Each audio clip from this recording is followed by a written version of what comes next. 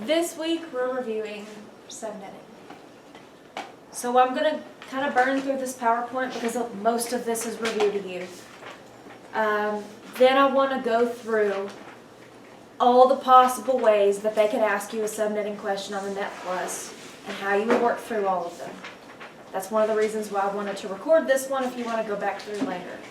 I've got several different iterations of questions and ways that it could be asked.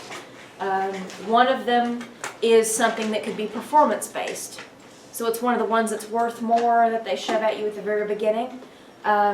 So we're going to go through how those work. Go ahead and log into Socrative. We're going to do our subnetting part before we hit Socrative just to make sure that we're getting everything right.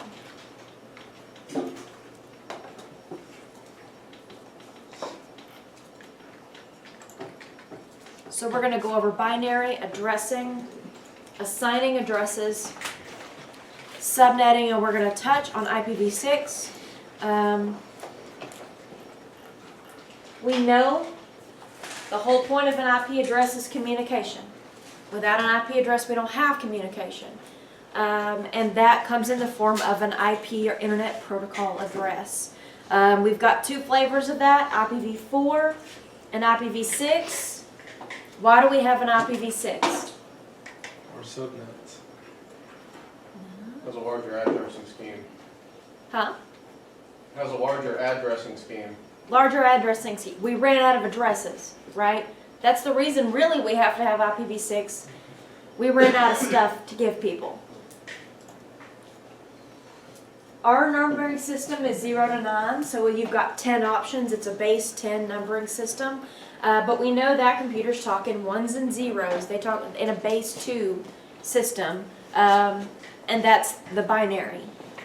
So when we're trying to convert to binary to decimal, we're going to run through that real quick.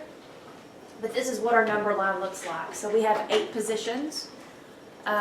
We start with 128 and just halve all the way down.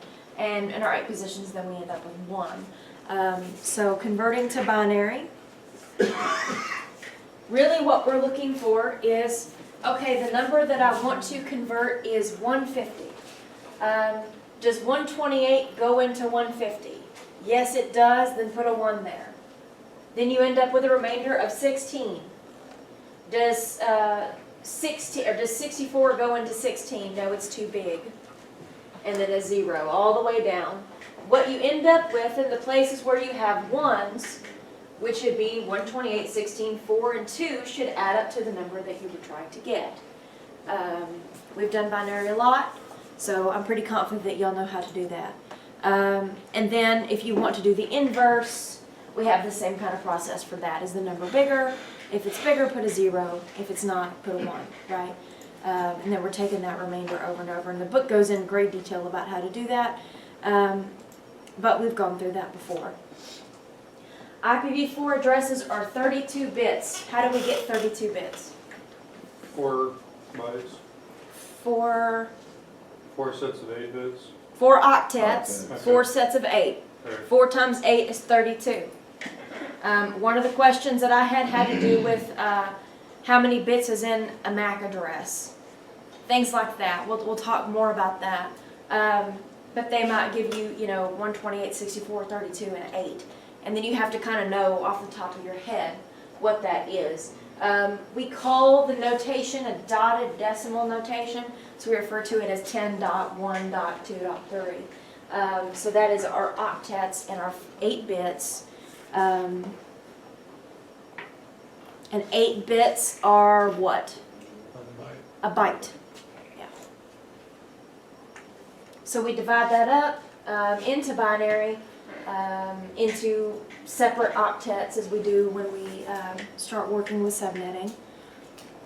The whole purpose of a subnet mask is to tell us which part belongs to the network and which part belongs to the host. That's how we know how the network is subdivided. So the bits within the subnet mask give us that information. So anything with a 1 is the network, anything with the 0 is the host. So if we're translating this, we have an IP address up top. We have a subnet mask of 255.0.0.0. And that gives our subnet mask all ones in the first octet and then all zeros in the last three, which tells me that this is the network bits reside within the first octet and then everything else is the host. So that's how that particular network is subdivided. We need to know our classes of addresses. We need to be able to distinguish if it says what class of address is 191.6.4.12. You have to be able to know, okay, that is a, what? Class B. It's a B. That's right.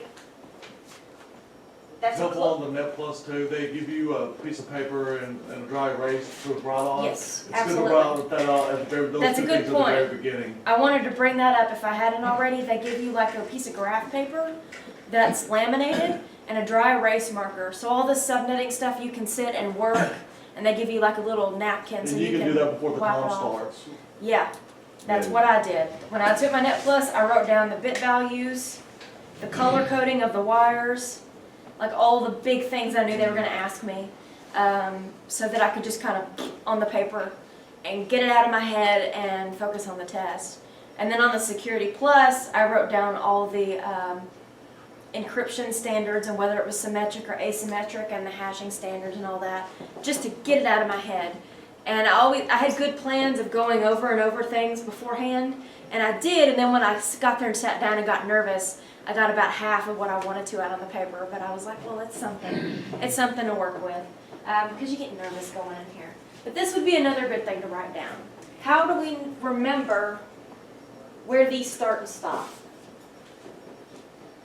Where these specifically start and stop? The classes? Yeah. Well, if you convert it to binary, you can look at for like class A would be 0, 1, and class B would be 1, 0, class C would be 1, 1, 0. Yeah, that's it. So if we're looking at binary, our class A goes from 0 to 126.27, depends on what textbook you're looking at, right? They're not going to ask you something like that. What's 127, by the way? The loopback, right? They're probably not going to ask you about that unless they're asking you specifically about a loopback. But when you look, if you put a 1 in the first place, your value is what, 128? Well, that's where class B starts. If you put a 1 in the next place, your value is 192. That's where class C starts. If you look at putting a 1 here, your value is 224. That's where the D starts. And then the same with the E, 240. So that's how you can quickly remember. If you can remember your binary values and when you add things together what they end up with, then you can remember what your classes are. And if you know what it starts with, you can tell what it ends with because it's 1 less than that, right? So to 223. That's my class C range, right?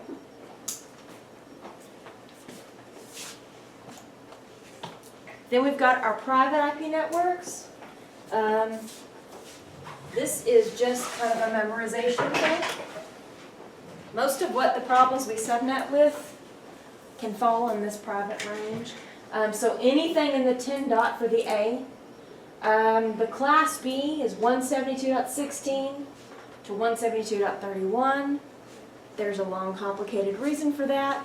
I posted a video up on Moodle if you're interested in why that is. It's because the default CIDR is not actually 18, but we don't need to know yet. That's Cisco stuff. And then class C is 192.168, that whole range. We've seen this a lot because like if you plug in a router and configure it, its default address is 192.168.1.1. So we're used to that one, but the other two we do need to know. The default subnet mask with a class A, the first octet is the network, so that's 255.0.0.0. On a class B, the first 2 are dedicated to the network, and on a class C, the first 3 are dedicated to the network. So that's some stuff we need to know as well. We've got the special stuff, we just talked about the loopback, which is anything in the 127 range.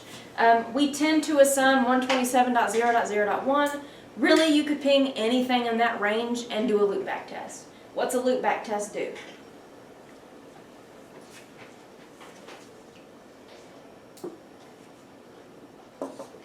We talk about it, but what does it actually do?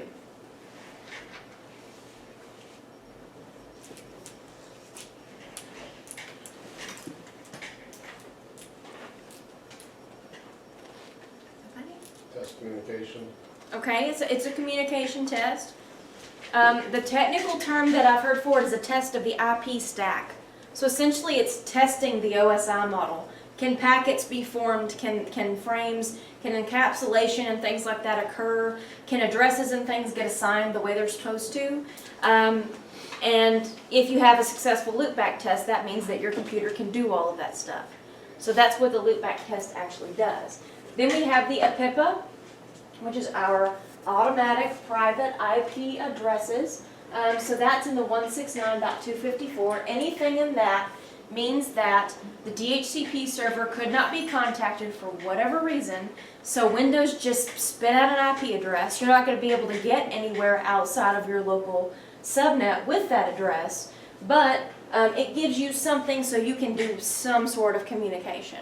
So anytime you see an address that starts out with those two octets, that means it's a APIPA address. And normally it means something's broken and now we have to fix it. So here's some examples of class A, B, and C network addresses. So we talked about class A. In our default subnet mask, the first octet has all ones in it, which means that's the network information, and everything else is the host information. We've talked about that a little bit.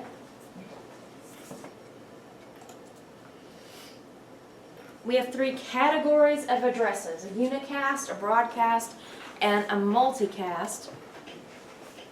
The unicast we're familiar with. That's one sender and one receiver, essentially.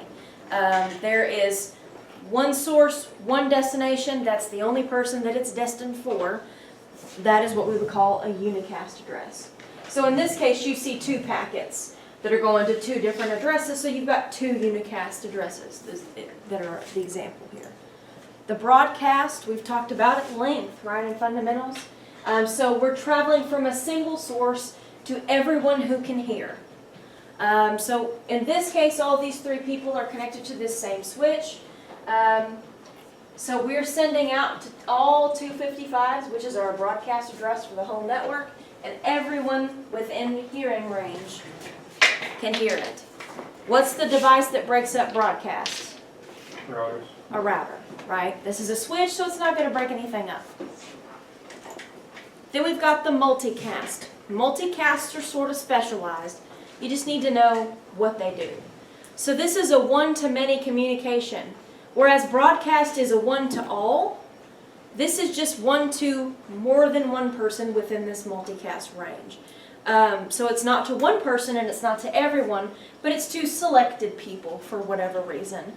So it's going to travel from a single source, which is the server over here, to multiple specific devices. So sometimes you see this used in like teleconferencing and stuff. Seminars get multicasted only to the people that need them.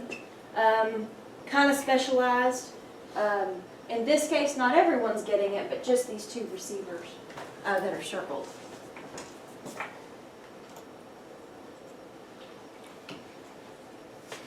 So when we think of an IP address, we tend to think of just the single address. There's lots of things that have to go into it to make it something that's meaningful. Like the subnet mask that tells us how the network is subdivided. The default gateway, which tells us what?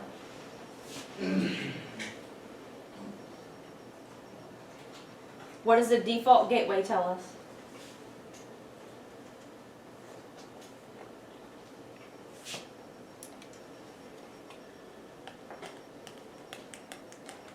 Will? Default gateway is the gateway out. The gateway out, exactly. The gateway out of our local whatever, right? It's our gateway to get outside of our local LAN segment or our local subnet. And then we've got the different addresses that have to do with servers, like our DNS address, which resolves our host names to our IP addresses, and our Win server, which is like the old primitive DNS server that we don't really see in use anymore. If we want to manually and statically assign IP addresses, it's normally really easy to do, but it's time consuming, it's prone to error, and if you have a large network, that you're going to have to do all kinds of management and stuff to make sure that you can do that. Keeping track of what's on what computer and what room, who has what IP address would be a mess. So normally the preferred way is to do a dynamic configuration. So boot P is the old version of DHCP.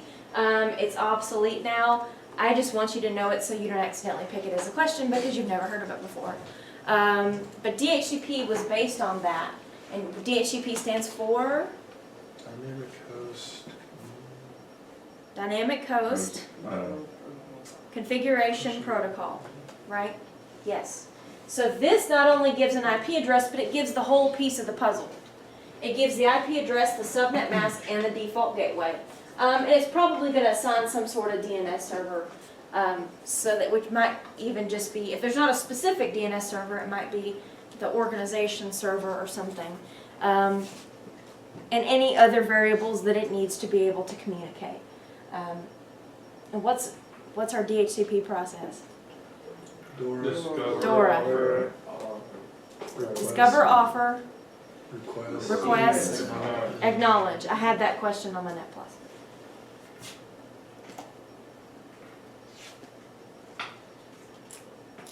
Our PIPA comes up when we don't have anything statically set, and for whatever reason, we can't contact the DHCP server, as we talked about.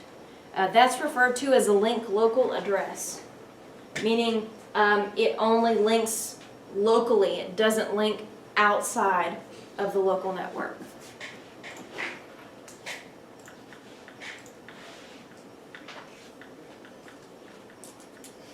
Okay. The classical subnet masks, your default stuff, is rarely what you need to make your organization work. We use subnetting to modify those. So we borrow bits in order to change the host or the networks within our classes of addresses. So the whole point of this is to use IP addresses efficiently because we don't have that many, right? And depending on the size of our network, we may have different scenarios and things to work with. We can separate our networks for security purposes, which is one of the most popular reasons to do it. Separate out different departments or different rooms so that if some sort of weird traffic starts happening, you can go and troubleshoot at that subnet level instead of trying to find amongst a network of hundreds of people where this, potentially malicious activity is coming from. And then bandwidth control as well. So here's some of the stuff that we've talked about before. So we know that if we're trying to find our number of assignable hosts, we're taking this part on a class C, because this is a network, we can't play with it. But this is, if we converted this to binary, we would get 8 bits. So 2 to the 8th gives us the total number of addresses. And subtracting 2 gives us 254 addresses. I'm subtracting 2, remember, because I can't use the first address, that's the network address, and I can't use the last address, that's the broadcast address. So, in a Class C network, the number of assignable addresses I actually have are 254. So, we can do the same thing. Okay, if we converted this to binary, we would get 16 bits, 2 to the 16th minus 2 is got here, and the same for the Class A. Now we've got 8, 16, 24 bits represented by zeros, and that would give us over 16 million addresses. How do we pick which class we want to use? Depending on how many people are probably in your network. How much stuff are we connecting? That's exactly it. How many computers, how many wireless devices, how many things need to be statically configured? What's my number? Then I start assigning according to class. You also wanna leave information for like growth and stuff too, so you won't. Yes, you do wanna, exactly, you wanna leave for growth too. When you get into Cisco level stuff, they'll ask you about, they'll say, you know, make subnets and allow for 10% growth, 20% growth, and it gets a little bit more complicated. But yeah, that is definitely smart too. When we talk about our subnet masks, we talk about our cider notation. That's how you say it, cider, like apple cider, right? And we refer to it as a /8. So when I'm talking about a /8 notation, I'm saying 8 bits are turned on and everything else isn't. Okay? That's the default for a class A. If I'm talking about a /9, the first 8 bits are turned on here and one more. Remember, they're always contiguous. They're always right next to each other. The one isn't down here. It's always from the left to right, as many ones as this denotes. Which means when we convert this over into decimal, dotted decimal notation, we end up with that address, right? 255.128.0.0. So again, this is what our cider notation looks like. It's important to note that if you see a /30, it looks exactly the same every time. The increment value we're fixing to talk about is the same every single time. It's not like you have thousands of options. You have 32 options, okay? So hopefully that, when you understand that, that might make it not so intimidating. Our subnetting formulas, I teach the formulas because I think it's the easiest way to find this stuff, and math always works. There's a billion different ways to do subnetting. You can go to YouTube and search for subnetting and find 20 ways right now that people subnet. If my way doesn't work for you, find a way that does. Different teachers teach it in different ways. This is the way that I do it. So, when you're talking about the number of created subnets, you want 2 to the S, where S is the number of bits borrowed. If you're talking about assignable addresses, 2 to the H minus 2. And we'll do examples of that in a minute. But those two formulas become pretty pivotal later on. So for example, in a /26, so I've borrowed 2 bits. This is a Class C address. The default mask for a Class C is 24, is a /24. The reason for that is it would be 255.255.255.0 for a Class C. I have 8 bits here, 8 bits here, 8 bits here. That's /24. If I have a /26, I've borrowed 2 bits. These are my hosts. Well, I borrowed from these. And that's how I got my /26. So if I want to know how many subnets I created, then I would plug that 2 bits into the S. 2 to the S is 2 to the second, which is 4. So by borrowing 2 bits on the host side, I created 4 subnets. Okay?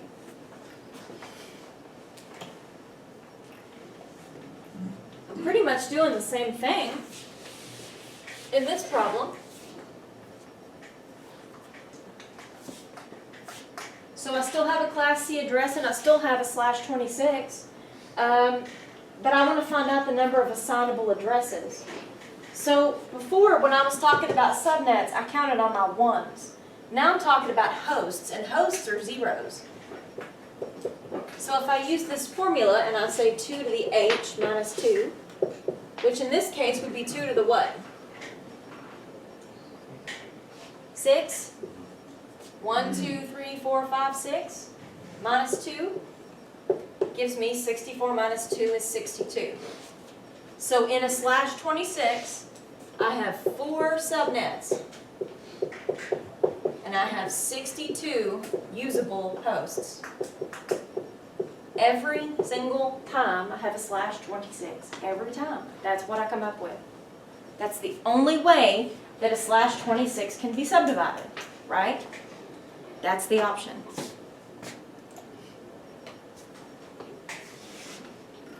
So a classful network means we use all the default subnet masks and we don't play with anything else. If it's an A, we just use the first octet. If it's a B, we use the first 2. If it's a C, we use the first 3. And we don't ever stray from that. But the classless part comes in where we start borrowing, like we just did, from host bits and changing the network. That's the classless part. Hence the CIDR, classless interdomain routing. That's what that means. So if we were to subnet these out, my increment value is going to end up being 64. Why? Because you have to include the subnet mask in the broadcast address? Huh? Because you have to include the subnet mask in the broadcast address? Because your increments are 60. Okay. Because your block size, Okay. Yes.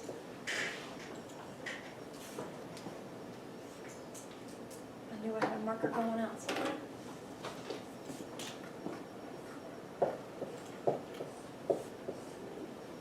If I have a CIDR of 26, these 8 bits are used, these 8, and then 2 of these, right?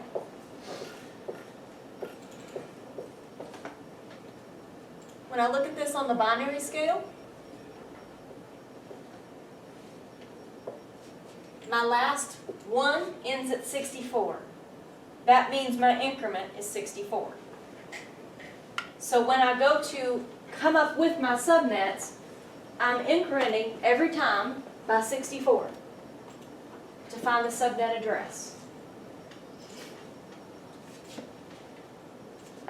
How did I know which octet to change? Because these are zeros too. So why didn't we just put that there? Because that's the network, that's also the network part of the address, so you don't mess with that. It's Class C. Okay, why don't you mess with that?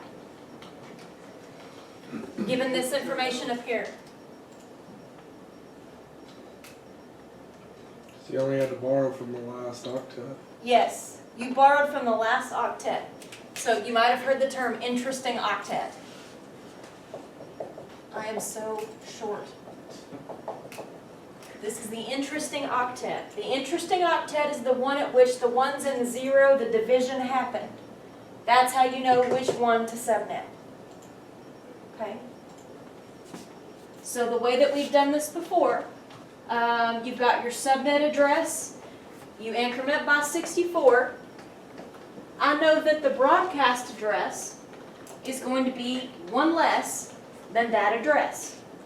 So I end up with 192.168.0.63. The actual usable things is going to be 1 more than this address and 1 less than that address. So that's how I end up with the actual usable IP addresses.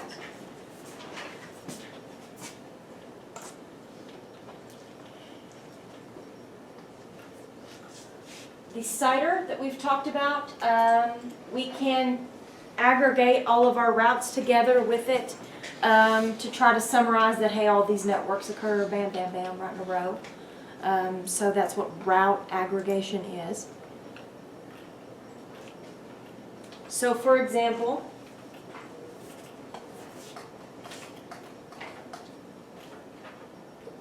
I don't know that I want to go into this and confuse people. In this case, all of these bits are identical. If we wanted to summarize this route, we could call it, we could give it the address and give it a /22 because the first 22 bits are identical.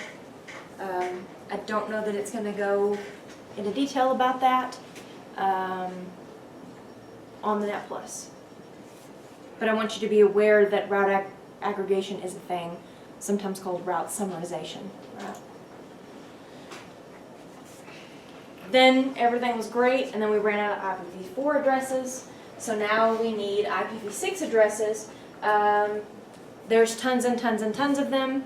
If you're wondering what happened to IPv5, because that would be a question I would ask, right? It was this experimental protocol, they worked on it for a while and then they abandoned it. So now we just have IPv6. But they kind of incorporated some of the stuff in IPv6 when they did that.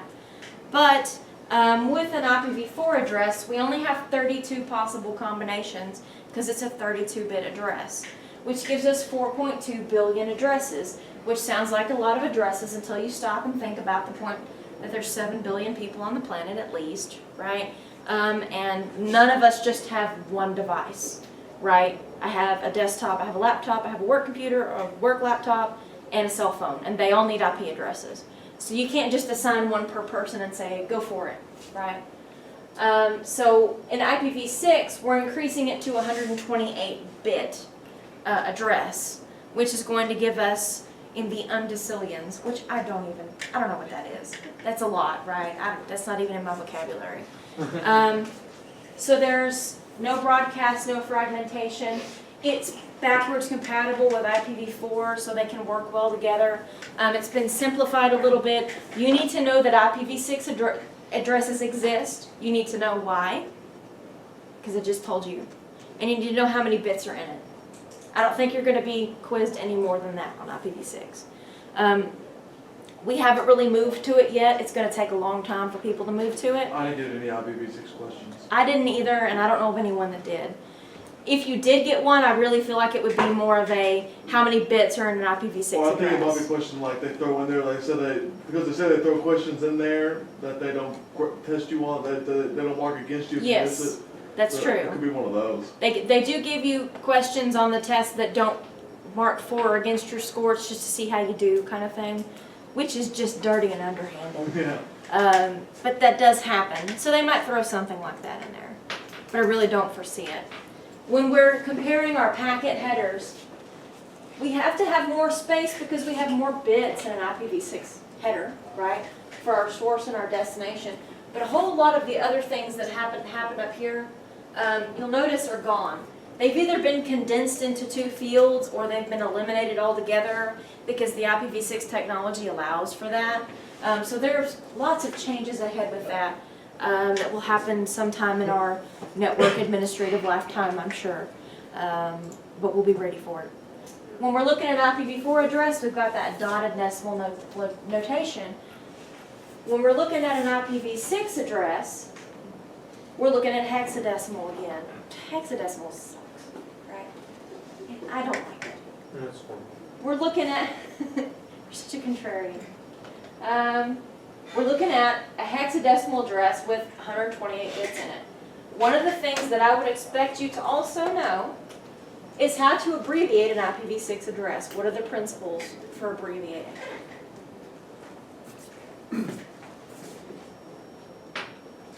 Okay. Just get rid of all of the full zeros and add a double colon. Yes. That's one. Now, you can only do that once, right? If you had a couple of double zeros here and a couple over here, you can only trade out one. And any trailing zeros you can get rid of. Not a leading If the zero. zero comes first, it doesn't Yes. show up. This is a leading zero. You can't do anything to shorten that, right? No, wait, they did down Yeah, there. if zero comes first, you don't put it on. That's not right. Yeah. No, am I getting it backwards? Yeah. Y'all tell me because you're doing this right now. I mean, Because they appear to have done that. No, I think that's right. That sounds right. I mean, like for the 40, they still have the 0 on that one. Yeah, but I want to know the leading versus trailing. Because that is a big deal.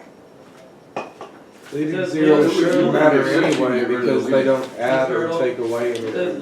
leading zeros in a field can be omitted. Yeah. Leading and not trailing. Right. This is what happens when I don't put notes on my slide. I forget something important like that. This is why I have mad notes all the time. Okay, so leadings can go away.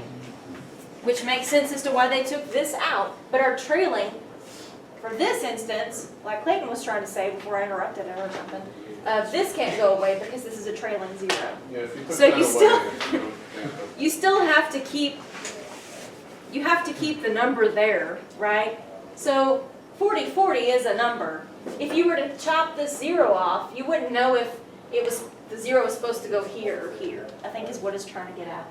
If you have zeros, you can substitute them for a double colon, not a double semicolon. They'll try to trick you and put a tail on one of them, and that'll be wrong.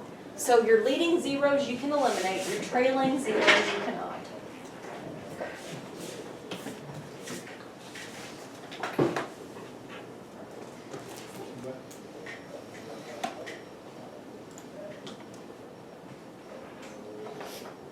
We had data flows in IPv4 that were our unicast, multicast, and broadcast. We have one little difference in IPv6. And I think this is the last thing that we're going to talk about in the slide. So the unicast is the same for IPv4.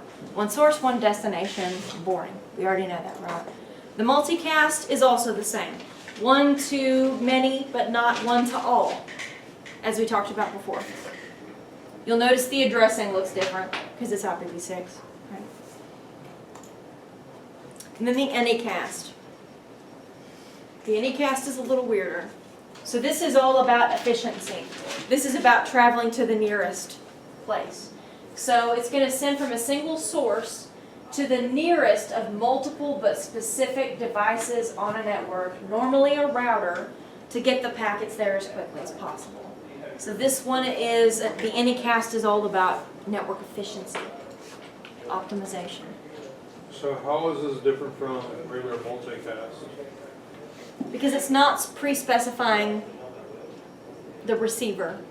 It's allowing the hop counts and all the other metrics to determine who the receiver is. Okay. So it's like a broadcast for one specific device. Like a broadcast for one specific device. The sender's sending out something that's going to. Never mind.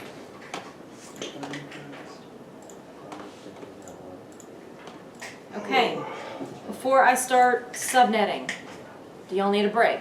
Yes. Okay. 10-minute break. Bye-bye.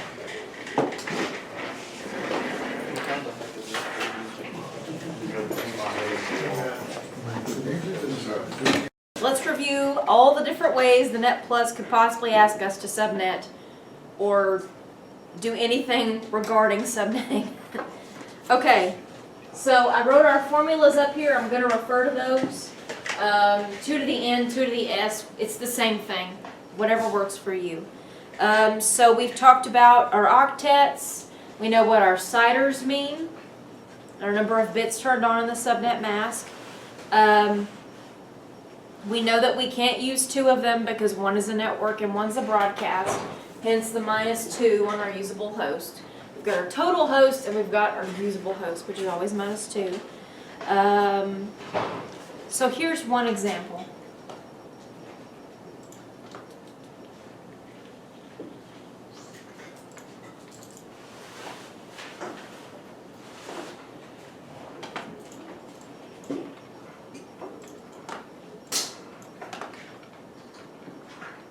So this question, this would be an example of a performance-based question.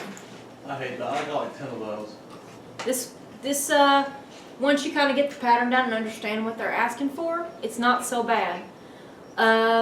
So I want to find out, I have different places that are going to need different IP addresses, and I want to subnet each room. The other thing they're going to ask you to do is, how many leftover IP addresses do you have? We're going to tally those up as we go. So, things like 16 IP addresses. There's a CIDR that gives me 16 IP addresses, but not 16 usable, right? When you take out the 2 you can't use, you end up with 14, so I'm going to have to bump up to the next CIDR to be able to get that, right? So if we're thinking about our last, because these aren't huge subnets, right? All of these are going to reside in the 4th octet, because we don't need more than 256 addresses, right? So if we're looking at our last octet,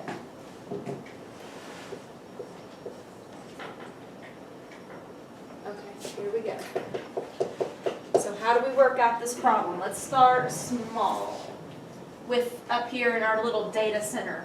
I need 6 IP addresses. So what CIDR gets me 6 usable IP addresses? Well, I have a question. Yeah. Are we doing a CIDR for each individual room or? Yes. Oh, okay. You're doing a CIDR for data, staff office, lobby, and testing room. So CIDR 27 will give you 8 usables. Okay, on the data,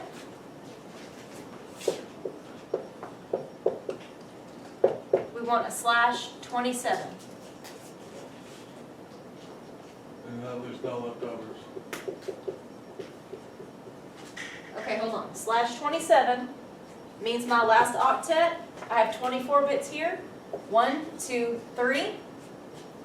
If I want to find my hosts, let's just find usable hosts. That's easier here. It's 2 to the 1, 2, 3, 4, 5 minus 2. What's 2 to the 5 minus 2? 30. 30. So that'd be pretty much Way too 30 many. too many. Yeah. That's too many. Yeah, it's Yeah. CIDR 29. So you wanna use. So you're gonna have to have a little bit less going on up here, right? So our /27 is gonna be too big. So you wanna use a CIDR of 29. 29. 29, 24, 25, 26, 27, 28, 29 gives me 3 host bits. 2 to the 3rd minus 2 is 6. So a /29 CIDR for the data room up here gives me how many leftover IPs? 0. None. Easy enough. Everybody see where we got that? Mhm. Okay, let's do this again with the staff office. It'll be the same thing. It's gonna be the same CIDR, right? So the staff office is And now gonna there's give 2 me left over. /29, it gives me 6 addresses. I only need 4, so I have 2 leftover IP addresses. How about our lobby? This one is Trixie. 27. Be 28. 28. No. Oh, shit. That's so easy. Do you have any paper towels or anything in here? I don't, Yeah, I'm with sorry. the- Oh, look, bathrooms. I don't have anything in here. What did we decide on? 27. 27. 27, okay.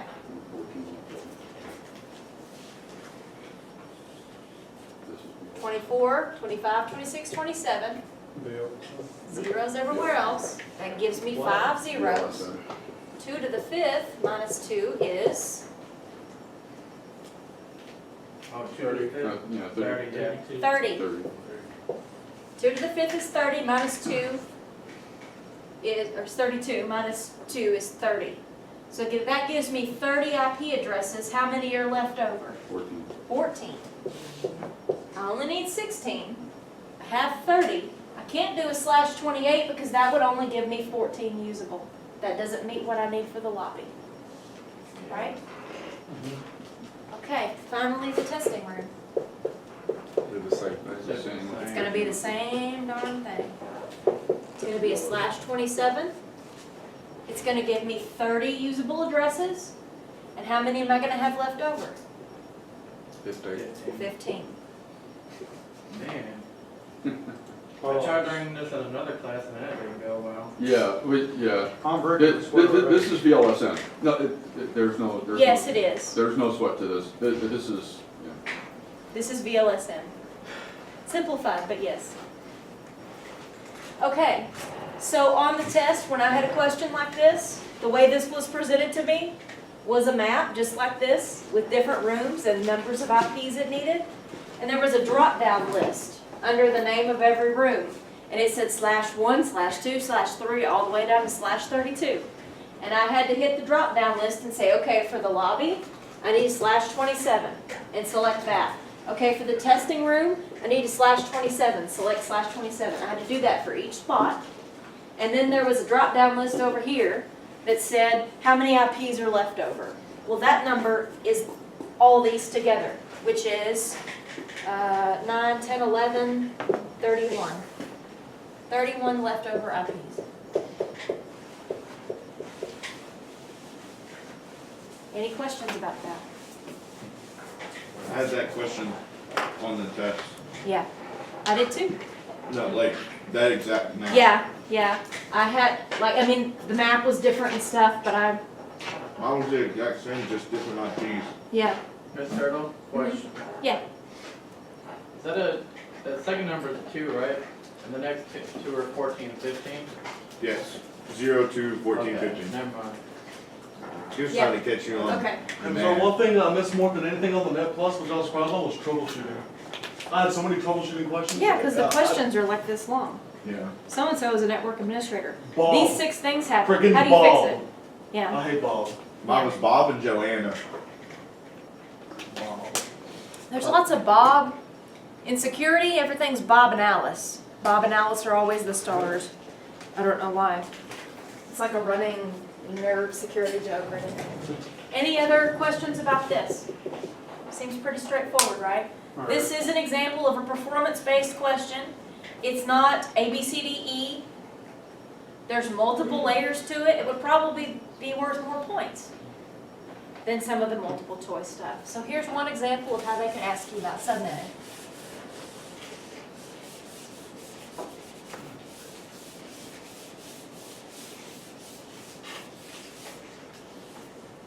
Okay.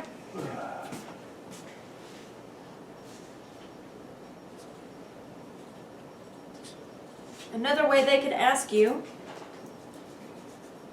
something real simple.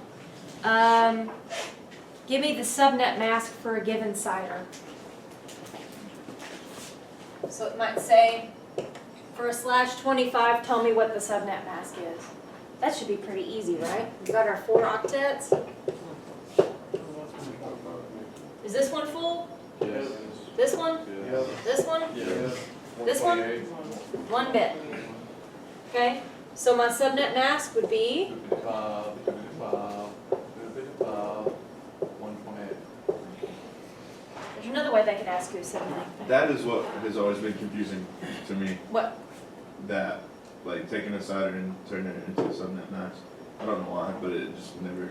And normally when they give you a CIDR, that's probably the first thing you have to do before you can do anything else with it. If you want to find an increment value or something from it, you've got to turn it into binary. Yeah. Because now I have to go home and change the number below all of them. Okay. I'm gonna go ahead and go. Well, I'm recording, so you can always catch it. Thanks. I'll see you on Thursday. Hopefully I can get on the Moodle or something like that. Okay.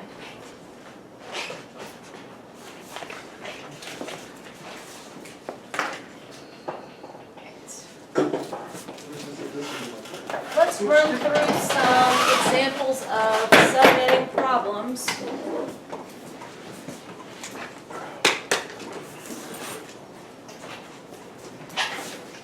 So they're going to give us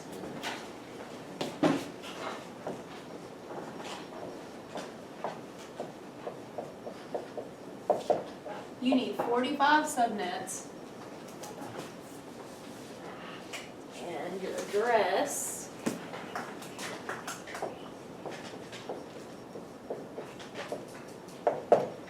is 220.100.100.0. Okay.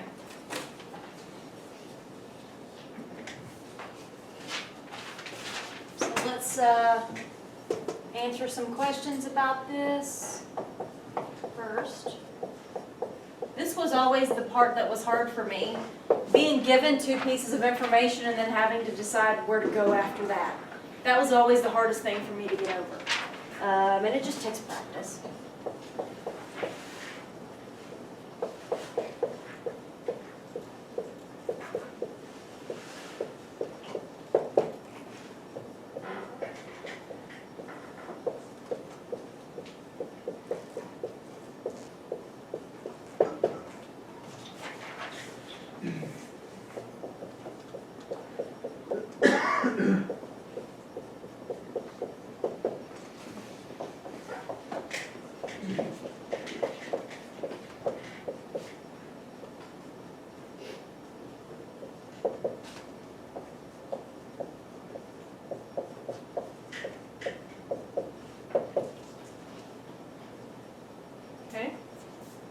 What class of address is this? See, C. C's are the easy ones, right? Yep.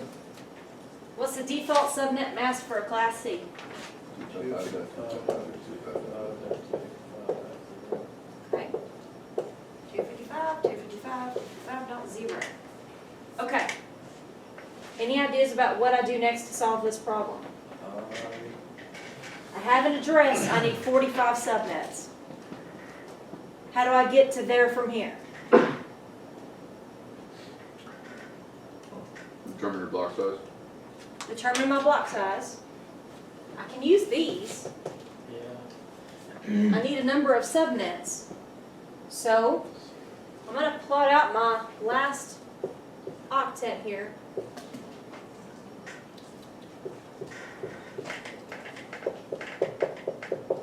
So how many bits do I have to borrow to get 45 subnets? 6.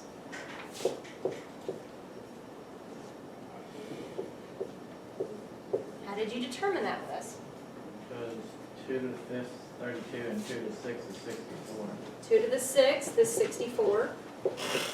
So if I use 6 bits, if I borrow 6 bits, I'm actually getting 64 subnets. Okay to get more subnets, not okay to get less. So this is appropriate, right? So my total number of subnets that this would give me is 64. If I can figure out where my ones are, I can figure out where my zeros are, because it's just everything that doesn't have a 1 in it, right? So I have 2 ones. How do I figure out my total number of hosts? Or sorry, I have 2 zeros. Be 2 to the Two, yeah, second. 2 to the second. 2 to the second is 4. And then minus 2 would be 2. That's how many usable hosts you have. So I have 64 subnets with 2 usable hosts apiece. It's a whole bunch of teeny tiny subnets. Wow, everything just made a lot more sense. Good. Good. Okay, how do I determine my custom subnet mask? Right, it would The be how many last bits one you have bit that's to turned on. Okay, It would be- what's my cider too? I should throw that in there. That would be Sorry, /29. 30. 30. 8, 16, 24, 25, 26, 27, 28, 29, 30. So the /30. Hang on, walk through that, what you just did one more time. Okay, 8 bits turned on in the first octet. Another 8 here, that's 16. Okay, Another 8 here is 32. okay, I got it. 33, 34, all the way down. Yeah. 32 bits total, 2 were turned off. 32 minus 30 is 2. Okay. So, I also need a custom subnet mask. These are occupied, they have 1s in them, right? So these are all 255s.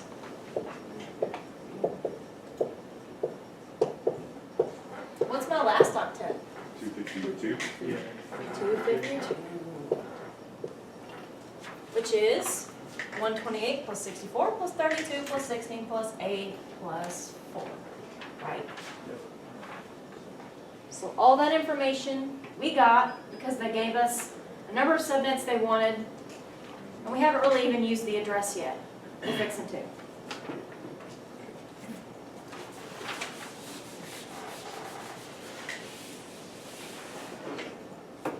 Okay.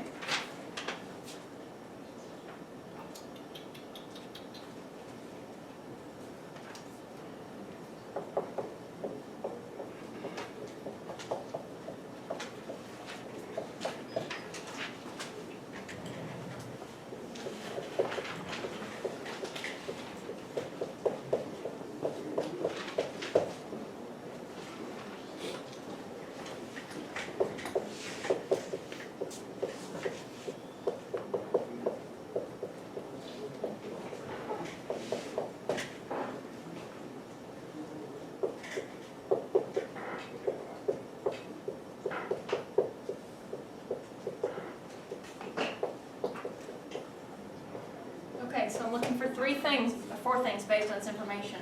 I want the range of the 5th subnet, the subnet number of the 4th subnet, the broadcast to the 13th subnet, and the assignable addresses in the 12th subnet.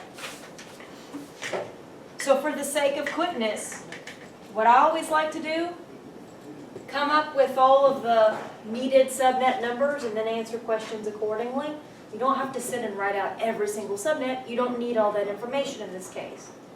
So, I want a subnet. I shouldn't have erased my number line, should I? Because now, I don't know what my increment value is. Clayton, why didn't you catch me on that, man? Come on. Excuse me? The magic number's 4. It's 4. Spoiler alert from Will in the back. So my cider was 30, I've got 24, 25, 26, 27, 28, 29, 30. The decimal value of that is 4, not 8. Lord. Woo! It's 4, which means this is my increment, my block size, whatever flavor of calling it you want to do. So what address do I start with? 0. The whole thing. Oh. 220.100.100.0. Yes, I'm starting with the address they gave me. That's the network address, right? So I'm going to concentrate on the 4th octet, but I just wanted y'all to remember. That's what we're looking at here. So I start with a .0. My increment is 4. So I start going by 4.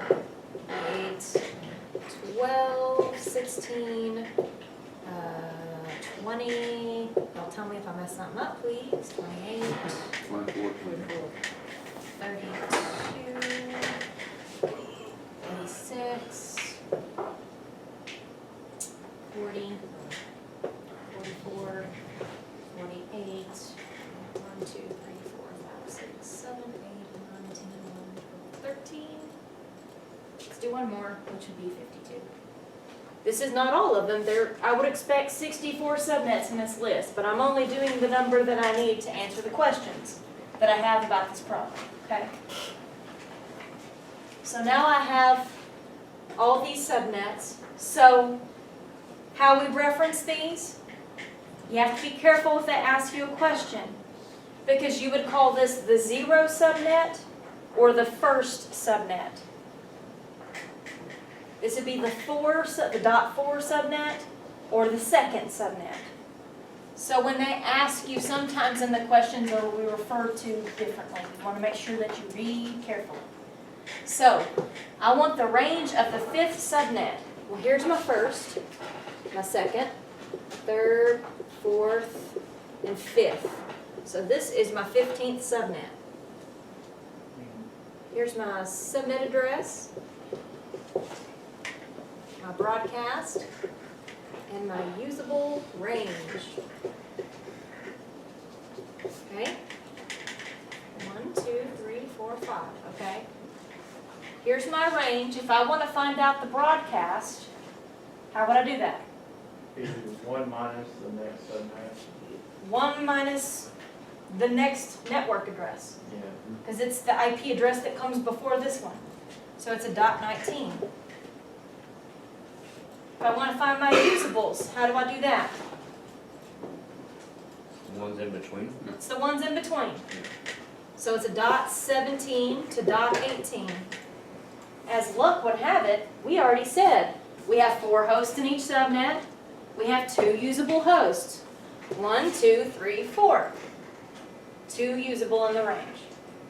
Right? So we know that we're doing good. So my 15th subnet range. What is that question asking for? Asking for the full, like the whole line? The whole range, Yeah. not the usable range. It just said the subnet range. So the subnet range is 220.100.100.0, no sorry, not .0, .16 to 200, no 220, 119. So that's the answer to what's the 5th subnet range. Any questions about how we got that?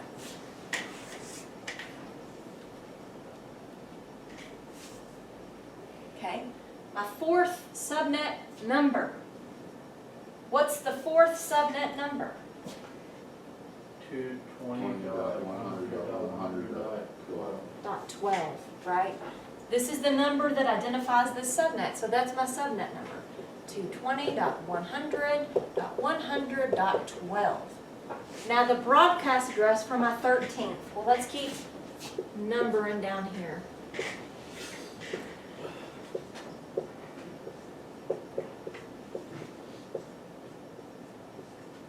So my 14th is this dot 48 right here. I know it's low to see, but it's a dot 48. So I want to find the broadcast for the 13th. Well, my broadcast is going to be one less than the next one, which is 52. So my broadcast is going to be 51, right? And the whole address on that, 220.100.100.51. Okay? How would I find the assignable addresses in my 12th subnet? This next number is about 48. Add one from the subnet number, subtract one from the broadcast number. Well, now this is my 13th, and I'm Or the looking for my 12th. So, 48. Subtract one from the Subtract subnet one. on the, Yes, on the 13th, dot and that becomes 47. the broadcast. yeah. Okay. And now on this one, I want to add one Add one and then subtract. and then subtract from this side. So again, Same thing, I have 4 total addresses, 2 of which are usable. So my assignable addresses are what's in my usable range. They're the things I can assign to something, right? So it's 220.100.100.45 to 220.100.100.46. Questions? They gave us 2 pieces of information and we made all that. Doggone it, we're good at subnetting, right? You can get all kinds of information. Can I erase?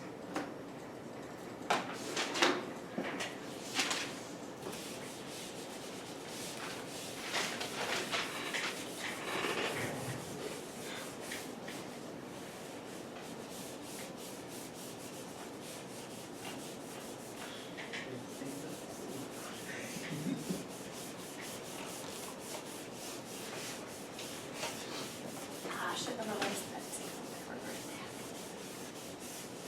This poor whiteboard has certainly seen better days.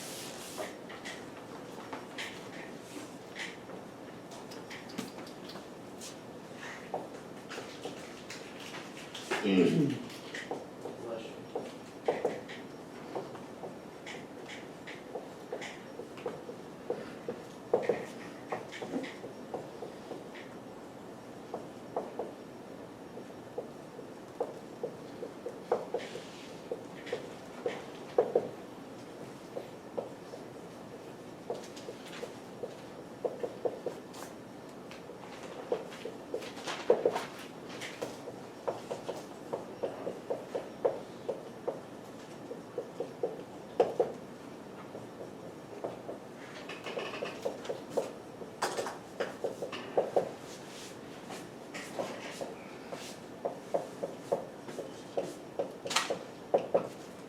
Excuse me, I got a little erase happy there.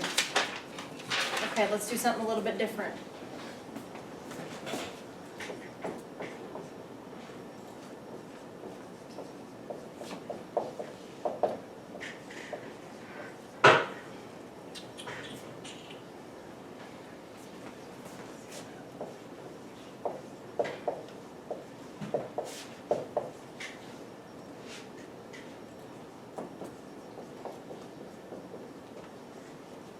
Okay? What's the first step here? Class B. Class B. Not as easy as a Class A, or Class C, excuse me. But it's a B. What else can I figure out from that? Default subnet. The default subnet mask is 255.255.0.0. Alright. So I know I need 750 subnets, which means I'm not gonna make that in my last octet. I'm gonna have to move to the left some, right?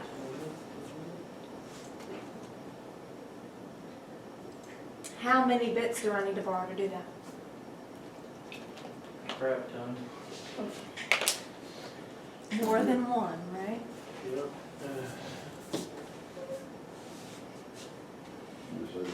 Okay. So, the thing that's tricky about getting outside of a Class C, you have to take into account this default subnet mask. These are your network bits, these are your host bits, you're borrowing from the host side. So now when you look at what you need to borrow, you have to take this other octet into account, right? This is the default you're going off of. This is why we make you memorize the default subnet masks.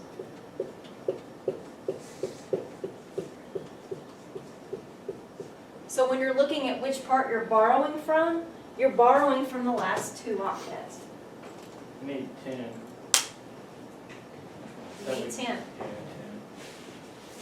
We need to borrow 10 bits. How'd you get that, Wes? Because 2 to the 10 is 1,024. 2 to the 10 is 1,024. What's 2 to the 9? 700, not 7, 512. 512. So that's too little. So we're going to have to bump up one bit, right? So that gives me 1,024. So I have 1,024 subnets. So I borrowed 10 bits from the host portion. So that looks like this. 5, 6, 7, 8, 1, 2. Which means these are going to be staying zeros. What CIDR is that? That is slash 26. /26. Very good. Well, if I know where the bits are, then I can come up with my custom subnet mask, right? Because I know these two are still ones. This octet's all still ones though, right? 255. And So then this is still a 192. 255. What about this? 192. 192. Okay. How many host addresses does this give me? How would I find that out? 62. 64. 2 to the 6 minus 2 to the 6th. 1, 2, 3, 4, 5, 6. 2 to the 6th is 64. 64. If I subtract 2 to that to get to my usable, I get 62. Right? Easy. Okay. Before I erase this, my increment value when I subnet is going to be this one, right? Which is what? 64. 64. Increment 64. All right. Now let's see. Write this over here.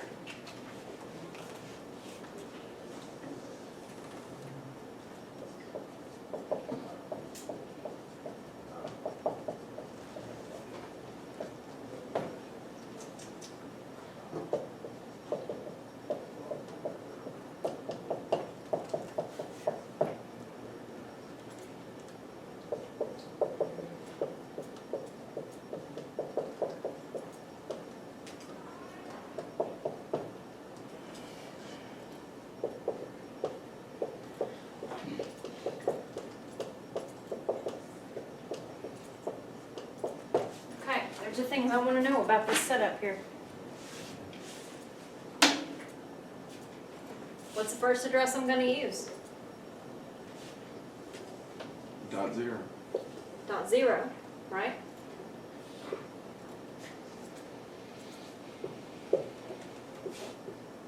Network address, broadcast address, and the range. Wouldn't that one actually be dot 0 dot 0 then? If you're asking. It would be .0.0. We can go ahead and denote that. Would be 190.35.0.0 would be the initial one. Which octet's going to change? The last one, The last one. Why? because that's where our break's at. That's where our break happened, right? So that's the one we're going to start changing with. Is that going to be the only octet that changes? No, No. Why? because, I wouldn't have enough subnets, right? Right, so it has to go in a class B. And so I have to spill over. We'll show that in a second. So this, we know, is going to increment by 64, right? So 64, 128, 192. I stink at math. 192, then .1.0, Okay, so now I've spill over. If I add 64 to this, 256. I get 256, which is not a valid address. So I can't use that. So then I spill over into .1.0, and on and on and on and on. Okay? So I need to go to at least the 15th subnet range. Really the 16th. So .1.64. And these are just going to repeat.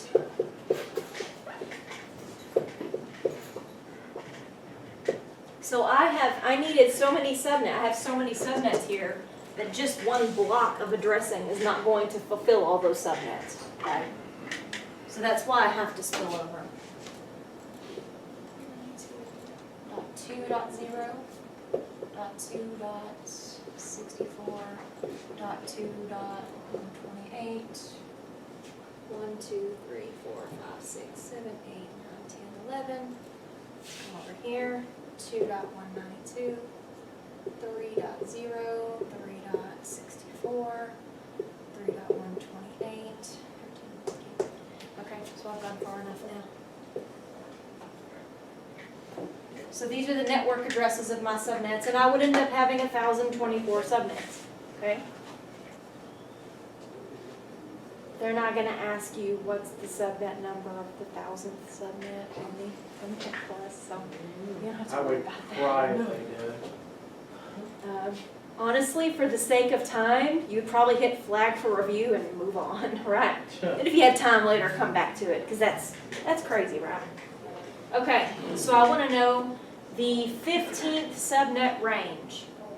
So here's my first subnet, 2nd, 3rd, 4th, 5th, 6th, 7th, 8th, 9th, 10th, 11th, 12th, 13th, 14th, 15th.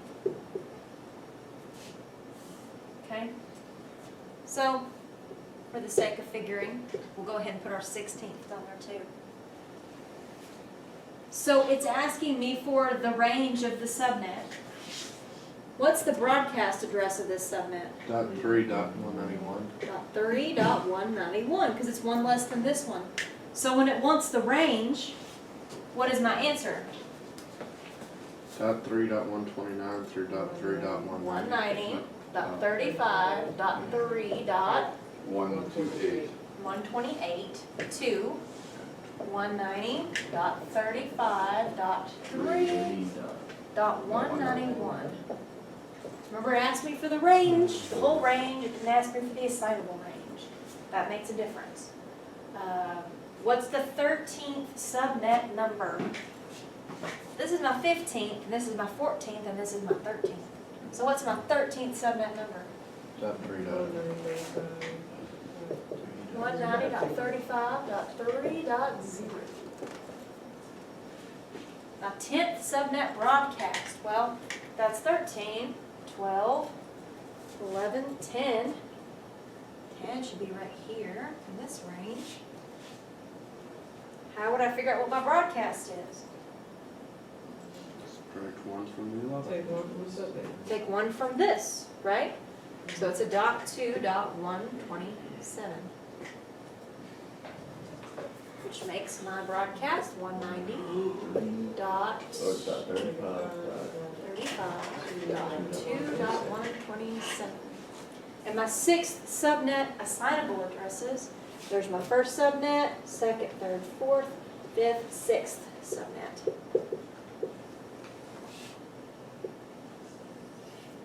And I want my assignable addresses, so I'm gonna have to figure out, 127. that's .1.127, .1.65, one address higher than this, 2.1.126, one address less than that.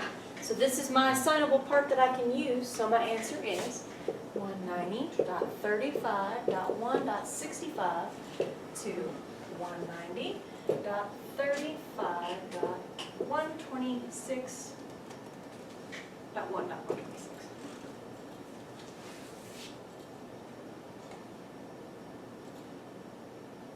Hey, look at that, I have 64 total hosts and 62 of them usable. Math. Okay?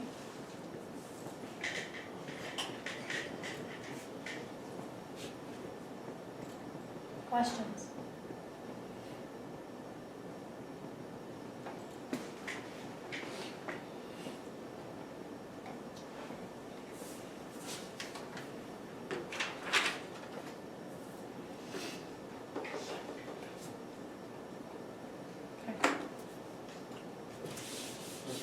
Yes. So when it comes to like subnetting and stuff, if you only say you have a couple of bits turned on in the third octet when you're doing class B, you only increment for that, right? When it Yes. comes- Okay. If you have a couple bits turned on in the second octet, your increment is 64, and you start in the second octet. Yep.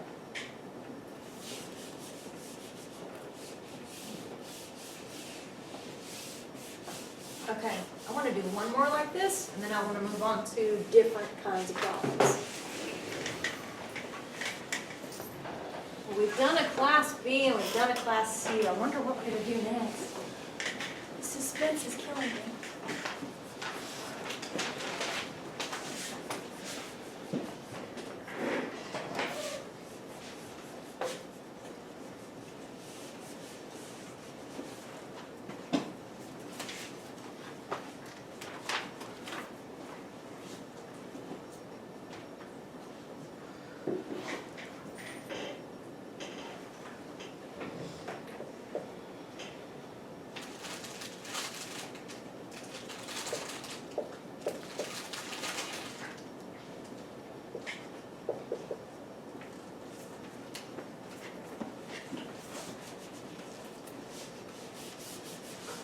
Okay, this time we're gonna take this information a little differently. We're gonna say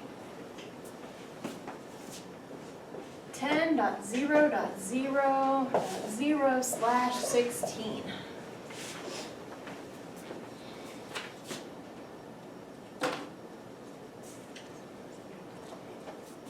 What class of address is this? A, Hey, It's an A. What's the default subnet mask for class A? 255.0.0.0. 0.0.0.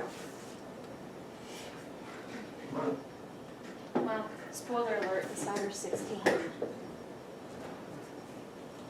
So what does the CIDR of 16 mean to me? It's class full. The first two octets are full. First two octets are full. So these 8 bits are full, and then there's no bits turned on in the last 2 octets. Which means my custom subnet mask is what? 255.255.0.0. 255.255.0.0 is my custom subnet mask. How many bits did I borrow?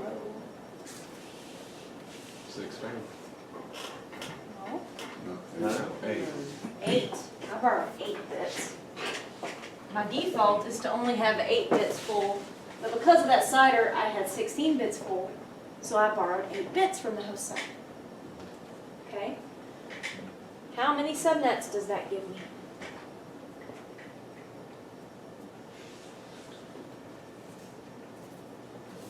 256? 256. Where did you get that, Clayton? 2 to the 8th power. 2 to the 8th. Borrowed those 8 bits. How many hosts does that give me? Oh, Crap ton. a bunch. 2 to the what? 16 minus 2. 2 to the 16th. Which is 65,536. That's right. One is 2, to get usable posts.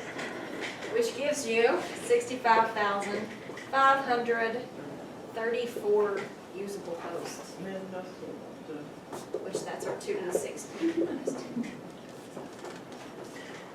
That to me is confusing, right? You're going off the default. You're borrowing bits based on host bits on the default. You borrowed 8 bits to get that information, okay? That part's tricky. Now you're doing an increment. Yeah, what's my increment? 1. Big. Huh? Did you say gig? Big. Oh. No, just be 1. Just be 1? Okay, Yeah, wouldn't be 1 because that's the 8th bit. So. okay. So what he's saying, we know this one was full. We know this one had zeros in it. This one was also full. So that means we had 8 bits turned on. And the last increment is in the 1 spot. Which makes sense. That's why we have so many doggone hosts with so many subnets, because we're only incrementing by 1 every single time. Ugh, that's a lot of stuff.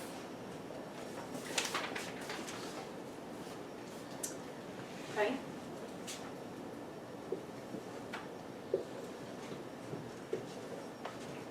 Network, broadcast, usable range. What's my starting address? 10.0.0.0.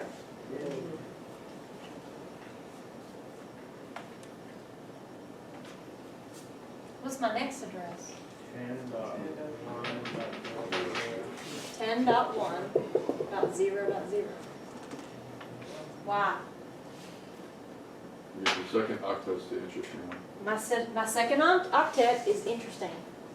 That's where my 1's ended. It's interesting. My increment is 1. So this is what they're going to look like. So I keep incrementing by 1.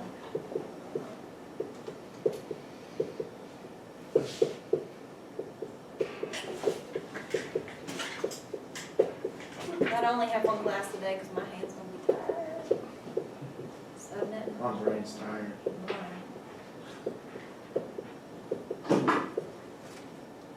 Okay. So I need to go to at least the 11th subnet.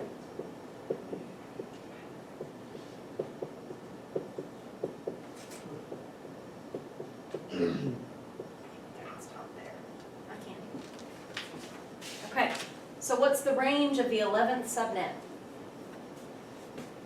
1, 2, 3, 4, 5, 6, 7, 8, 9, 10, 11. That's my 11th subnet. So what's the range of the 11th subnet? What's the address that occurs before that one rolls over? 10.10.255.255. Very good. 10.10.255.255.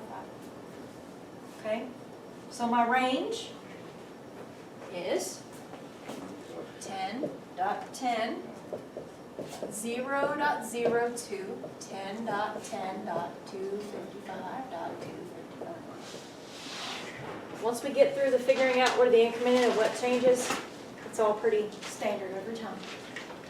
What's the number of the 6th subnet? 1, 2, 3, 4, 5, 6. Here's my 6th subnet. So that's my number, right?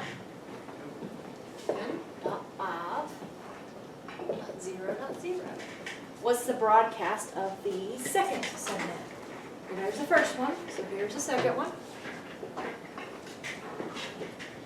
So what's the address that comes right before this one? 10.1.255. Excellent. 2.1.255.255. So that is my broadcast. And the assignable addresses in the 9th subnet. Well, here's my 6th. So 7, 8, 9. There's my 9th subnet. If I want to find out what's assignable, I got to figure out what the broadcast is first. So what's one before this one? 10.8.255.255. Okay.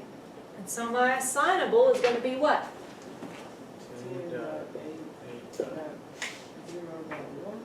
Yep, 10.8.0.1 to, 10.8.255.254. there we go, 10.8.255.254. Excellent. Whew. Any questions on that one? Don't reverse the board. Hmm? Can you not reverse the board? How about we got other stuff to work? Oh, I'll try to okay. work in this space, okay? Okay. I'll try to work over there. Okay. That's enough of that. Let's talk about another way they're gonna ask. This one's easier. I like it.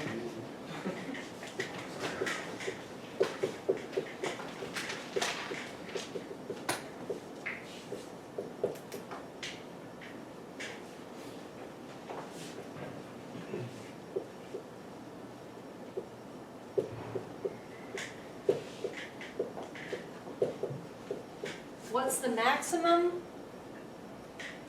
number of valid hosts one would have from the network 192.168.229.0/28? You can bet when you're given a slash, in order to get the answer, you're probably going to have to convert it to binary. Okay? So my /28, I've got my 4 octets. 8 here, 16, 32, right? No, that's bad. 8, 16, 24, 32. So 24 here means I need 4 more in this octet. Which means I'm going to have 4 turned off. So how can we answer the question, the maximum number of valid hosts? Be 2 to the 2 to the 4th. -2. Minus 2. If I want valid hosts, I have to subtract 2, which means the answer is 14. Kind of a wordy but deceptively easy approach to subnetting. If you know those formulas, anything they throw at you like that, you should be able to answer. That should be a quick one, right? Okay, here's another example.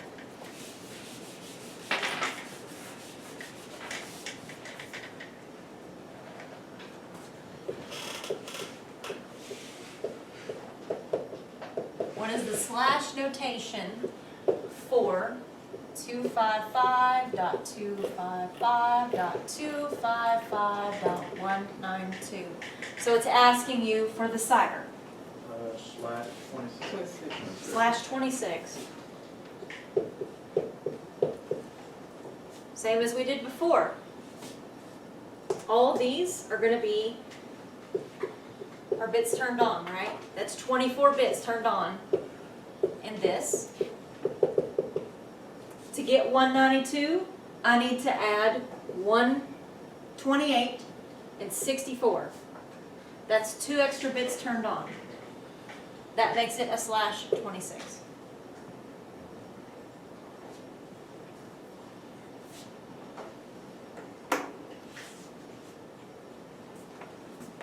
Questions on that? We know silence. We're good with silence, right?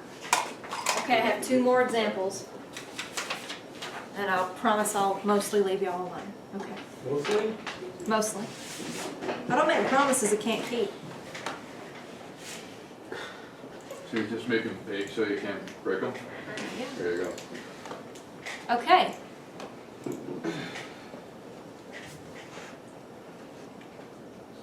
There we go. How many hosts can be put right here? 14. 14. We did a derivation of this earlier, right? What were, I'm not, see that? We did this a couple problems ago. So the way you find this out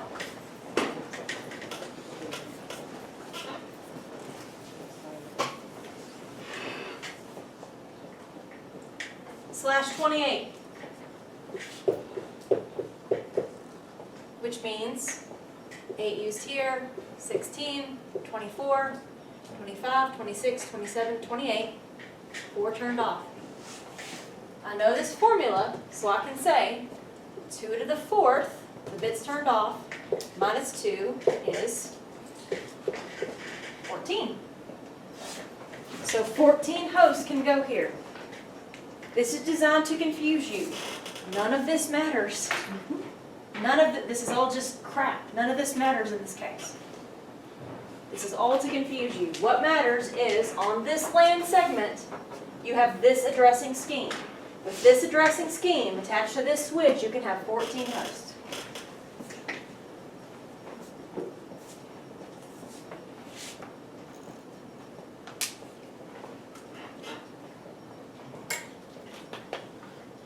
Okay.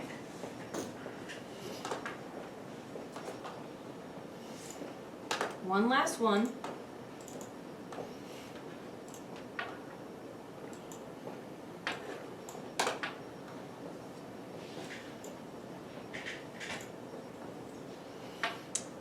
I don't know how to close this.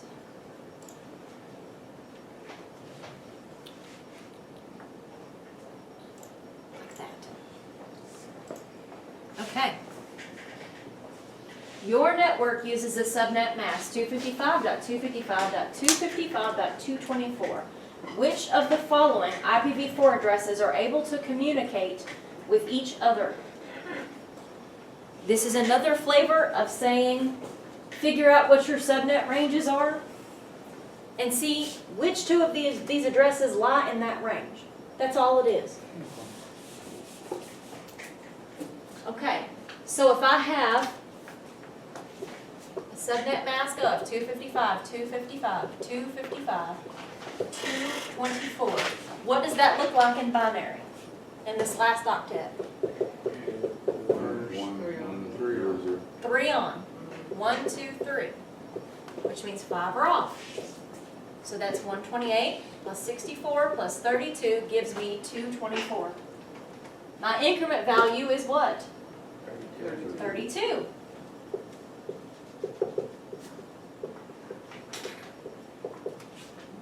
So I would subnet according to blocks of 32. But I don't really need to know. I don't want to say that yet. So my starting address, I'm going off of what they have here. See, their first 3 octets aren't changing. So I'm just going to start as though I'm doing the next one. So I start with 0, I increment 32, 64, 96, 128, 160. 90 what? 96, 96, 96, 128, 160, 192, and 224. 192. But I don't even need 224? Right? Yes. 192 plus 32, Scott? 224. Okay. He's my fact checker. You did a great job, fact checker. Okay. So I need to figure out of these 2 addresses, probably the easiest thing to do would be to go ahead and look at the ranges. You might be able to look at it just given this information and see what's inside of it, but I'm not quite that quick, so I'm going to work it out.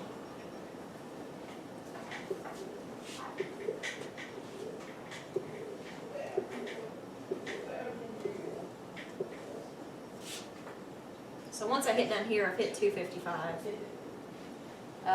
But if I want to find my broadcast, I've got 31, 63, 95, 127, 159, 191, and 223. So there's my ranges. So I've got to find 2 addresses that fall in between those ranges. So 126 falls in here, 158 falls in here. So they can't communicate with each other. They're not in the same subnet.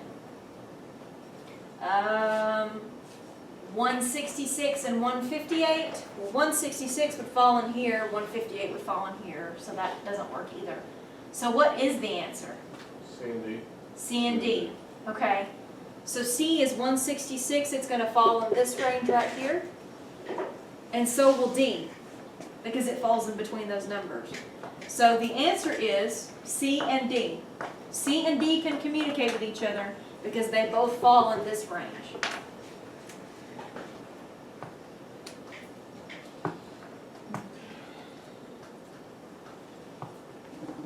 Questions?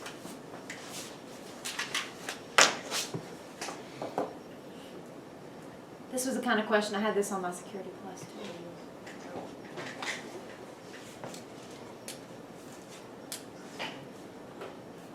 Okay, if you have further questions for me about how I found something, please ask. This is our subnetting week. After this week, we're gonna move on to other stuff. So I really wanna make sure y'all have a good grasp on what we went over today. For the rest of the week, we have, I will be posting this online so y'all can look at it. But we have test out and we have our Pearson quiz as well. So don't forget those. We have about 20 minutes left in class. We had a lot to do today. So just don't forget those other assignments that come as part of this. Your test out's gonna go over subnetting too. If you don't like the method they use, don't watch the video. Don't confuse yourself. Find the way that works for you and do it. Yes, sir. Besides for test out and Pearson, what else are we doing Thursday? That is it. Okay. Make sure. Down here, there's some subnetting videos and formulas. There's a subnetting review that I did like this last time. I'm going to replace it with the one this time as soon as I get the video ready. There's also this website, subnettingpractice.com, that gives you these kinds of questions. So, what is the first valid host on the network that 192.168.164.122/28 is part of? So you can go through and answer these questions and try to work this out yourself. Hit show answer, and it will tell you what the answer is and a little bit about how it got that answer. If you're bad at a specific part of subnetting, you can say, I want only this type of question, and then hit next, and it will give you another one so you can practice over and over if you feel like you need to. If you uncheck that and hit next, you'll get something totally different. Which one contains more host bits? Things like that. It's everything around subnetting like we've talked about and like we did in fundamentals, but it's a way that you can go back and practice if you feel like you need to.